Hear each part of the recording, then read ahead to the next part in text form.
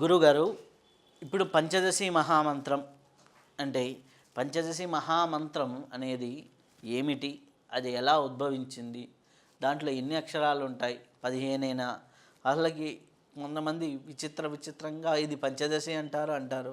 పంచదశి దేవతా స్వరూపం ఏంటి? అలా పంచదశి మొత్తం స్టోరీ ఏంటి సింపుల్గా? మీరు చాలా పంచదశి మహామంత్రాన్ని గురించి మొత్తం అడిగేశారు. పంచదశి శ్రీ విద్యలో బాలామంత్రం చెప్పుకుని ఆ బాలామంత్రాన్ని అక్షర జపం చేసిన తర్వాత నెక్స్ట్ వెళ్ళబోయే మంత్రం అంటే సెకండ్ స్టేజ్ మంత్రం పంచదశి మహామంత్రం. పంచదశి అంటే 5, 10. సరే, సంస్కృతంలో ఇలా తిరిగి చదువుకోవాలి కదా. 15, 10, 5, 15. 15 అక్షరాలు కలిగినటువంటి మంత్రాన్ని పంచదశి మహామంత్రము అని అంటారు. అయితే ఇందులో 15 అక్షరాలే ఉంటాయా అని అడిగితే అది మళ్ళీ తర్వాత చూద్దాం. అక్షరాలు ఎన్ని ఉంటాయని తర్వాత చూద్దాం. ఇది పంచదశి మహామంత్రం. ఈ పంచదశి మహామంత్రం శ్రీ విద్యకు గాయత్రి వంటిది అని చెప్తున్నాడు అగస్త్య మహర్షి. అంటే శ్రీ విద్యలో అతి ప్రశస్తమైనటువంటి మంత్రం ఏది అంటే పంచదశి మహామంత్రమే. అంత గొప్పదైనటువంటిది ఈ మంత్రం. ఈ పంచదశి మహామంత్రం అనేది it is the extension of బాలామంత్రం. బాలామంత్రానికి ఇంకా అది ఎక్స్టెన్షన్, వివరణ, అంతకన్నా ఏం లేదు. వివరణ అంటే ఎలా? బాలామంత్రంలో 3 అక్షరాలే ఉన్నాయని చెప్పుకున్నాం. వాగ్భవ బీజం, కామరాజ బీజం, శక్తి బీజం.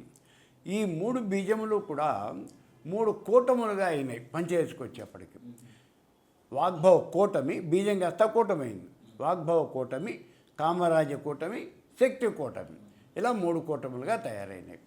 ఈ 3 కూటములుగా తయారైనప్పుడు ఒక్కొక్క కూటమిలోనూ మొట్టమొదటి వాగ్భవ కూటమిలో 4 అక్షరాలు, కామరాజ కూటమిలో 5 అక్షరాలు, మూడవదైన శక్తి కూటమిలో 3 అక్షరాలు. 5, 4, 9, 3, 12 అక్షరాలు. ప్రతి కూటమికి చివర హ్రీంకారము అంటే 3 హ్రీంకారాలు. 12, 3, 15. ఈ 15 అక్షరాలు కలిగినటువంటిది పంచదశి మహామంత్రం. ఈ మంత్రానికి ఇప్పుడు ఆ మంత్రం ఎలా ఆవిర్భవించింది, ఐదేవత ఎవరు, ఇవి కూడా చెప్పాలి మనం. మంత్రం ఎలా ఆవిర్భవించింది అని అంటే అసలు చాలా ఈ మంత్రానికి ఐదేవత ఎవరు అంటే సాక్షాత్తు పరమేశ్వర స్వరూపము అని చెప్తున్నాం మనం. అది ఎలా అంటే మంత్ర ఆవిర్భావం చూస్తే మనకి తెలిసిపోతుంది. అసలు జగత్తులో సృష్టి అనేది ఎలా జరిగింది? నిరాకారుడు, నిర్గుణ స్వరూపుడు పరబ్రహ్మ. ఆ పరబ్రహ్మ నుంచి మొట్టమొదటిగా సృష్టి అంటే మొట్టమొదటి వచ్చి అవ్యక్తము, ఇది బయటకు వచ్చింది. అదే మాయ అని అంటూ ఉన్నాం. సత్వగుణము అదే మాయ. అవ్యక్తం నుంచి మహత్తత్వము, ఇది రజోగుణం, విరాట్ స్వరూపం. దాన్ని రజోగుణం, ఇది హిరణ్యగర్భుడు. రజోగుణం నుంచి తమోగుణం వచ్చింది. ఈ తమోగుణం అంటే అదే మనకి ఈ వచ్చినటువంటి విరాట్ రూపం. ఈ విరాట్ రూపం నుంచి మనకి తన్మాత్రలు అనేవి వచ్చినాయి. తన్మాత్రలు అంటే శబ్ద, స్పర్శ, రూప, రసగంధాలు, పంచభూతముల యొక్క సూక్ష్మ రూపాలు. ఈ తన్మాత్రల నుంచి పంచభూతాలు ఆవిర్భవించినాయి. అవే పృథివీ, ఆపస్తేజో, వాయు, ఆకాశాలు. వీటిల్లో మొట్టమొదటిగా వచ్చింది ఏమిటి? ఆకాశం వచ్చింది. ఆకాశాద్వాయు, వాయోరగ్ని, అగ్నిరాప, ఆప పృథివీ, పృథివ్యా ఓషధేహ, ఓషధేదాదన్నం, ఇలా మొత్తం వచ్చినాయి. ఈ అన్నం అనేది ఆవిర్భవించిన తర్వాత ఇప్పుడు జీవజాలం, సూక్ష్మజీవులు కానీ ఇక ఏకణజీవి, భూకణజీవి, ఇలా జీవజాలము అనేది వచ్చింది. ఆ జీవజాలం కూడా వచ్చిన తర్వాత ఆఖరికి ఆవిర్భవించింది మానవుడు. ఇలా సృష్టి జరిగింది అన్నాం. ఇప్పుడు ఈ సృష్టి జరిగే సమయంలో మొట్టమొదటిగా మనకి ఇక్కడ పంచభూతాలు వచ్చాయి అన్నాం కదా. పంచభూతాలు వచ్చినప్పుడు మొట్టమొదటిగా వచ్చింది ఆకాశం. ఆకాశం యొక్క లక్షణం శబ్దం. ఆకాశంలో ఉన్నటువంటి శబ్దం ఒక్కటే. ఆకాశం నుంచి వచ్చింది వాయువు. వాయువు యొక్క లక్షణం స్పర్శ. వాయువులో ఎన్ని లక్షణాలు ఉన్నాయి? శబ్దము, స్పర్శ, 2 లక్షణాలు ఉన్నాయి. వాయువు నుంచి వచ్చింది అగ్ని. అగ్నిలోకి వచ్చేప్పుడు 3 లక్షణాలు ఉన్నాయి: శబ్దము, స్పర్శ, రూపం. ఈ అగ్ని నుంచి జలం వచ్చింది.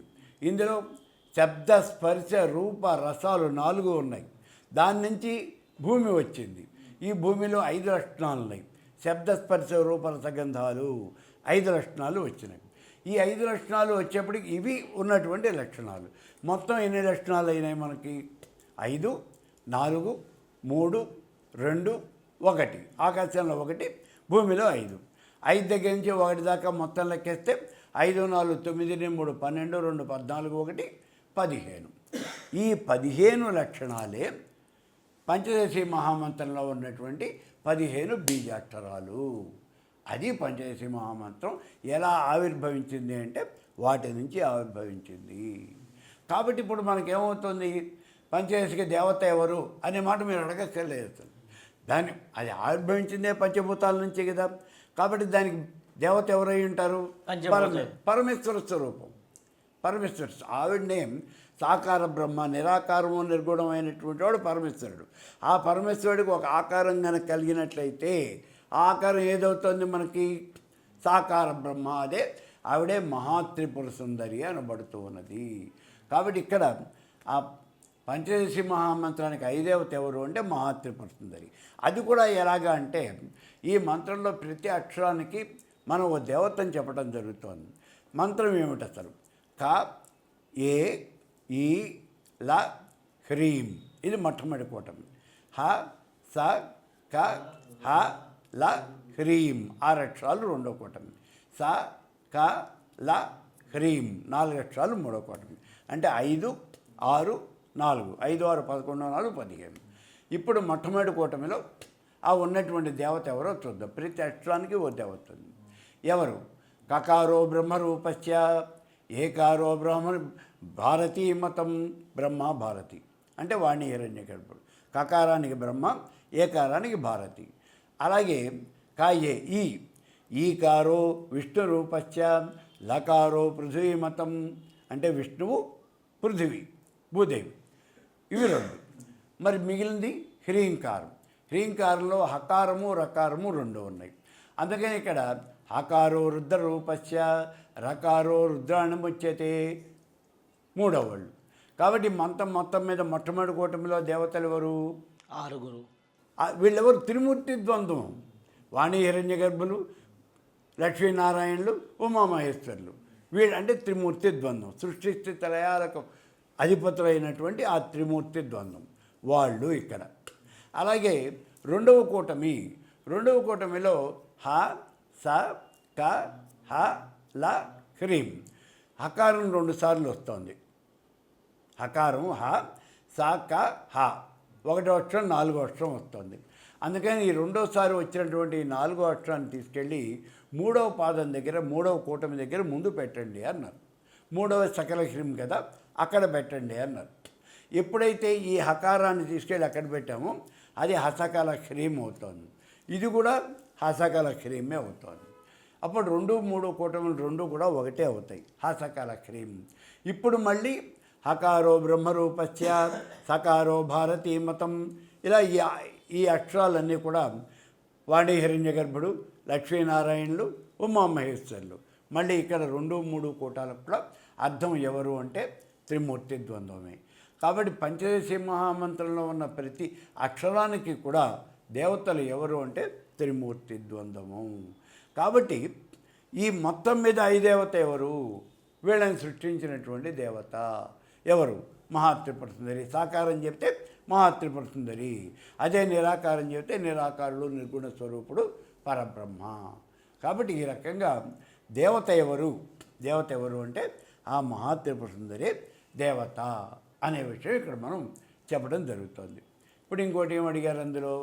అది ఎంతసేపు మనం ఉచ్చరించాలి అంటే ఆ క్యాలిక్యులేషన్ చెప్తే మనకి కొంచెం ఇబ్బందికరంగా ఉంటుంది. కానీ మొత్తం మీద పంచదశి మహామంత్రం ఉచ్చారణకు వచ్చేటప్పటికి 31 మాత్రలు, 3 లవములు తక్కువగా 31 మాత్రలు.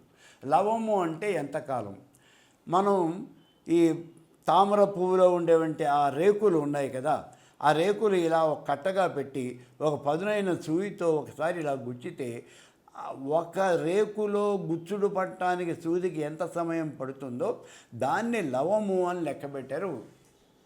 ఇలా ఒకసారి గుచ్చేటప్పటికి ఎన్ని రేకుల్లో అది గుచ్చుడు పడుతుంది అంటే 256 రేకుల్లో అది గుచ్చుడు పడుతుంది అని భాస్కర్ రాయల వారు లెక్కబెట్టారు. అంటే అది అతి సూక్ష్మమైనటువంటి కాలం మనకి. కాబట్టి ఇలాంటి 256 ఆ లవములు కలిపితే ఒక మాత్ర. ఈ మంత్రం మొత్తం మనం 3 లవములు తక్కువగా 31 మాత్రలు దాంట్లో మనం ఈ మంత్రాన్ని జపం చేయాలి. మరి ఈ మాత్రలు లవాలు అంటే మనకు అర్థమైతే అవ్వదు కదా. కాబట్టి ఎన్ని సెకండ్లలో అవుతుంది లేదా ఎన్ని నిమిషాల్లో అవుతుంది అలా లెక్క వేస్తే 5 సెకండ్లు. 5 సెకండ్లకి కూడా 3 లవములు తక్కువ. 3 లవములు తక్కువ అంటే కొద్దిగా తక్కువగా 5 సెకండ్లలో మనం ఆ మంత్రాన్ని ఉచ్చరించాలి. మనం గడియారం ఇట్లా దగ్గర పెట్టుకొని మనం కనుక చూసినట్లయితే మనకి దగ్గరగా అంత టైమే. మామూలుగా మీరు చదువుకుంటే 5 సెకండ్లే మంత్రం పడుతుంది. 5 సెకండ్లకి కొంచెం తక్కువ కాలంలో ఆ మంత్రం ఉచ్చారణ అనేది జరుగుతుంది.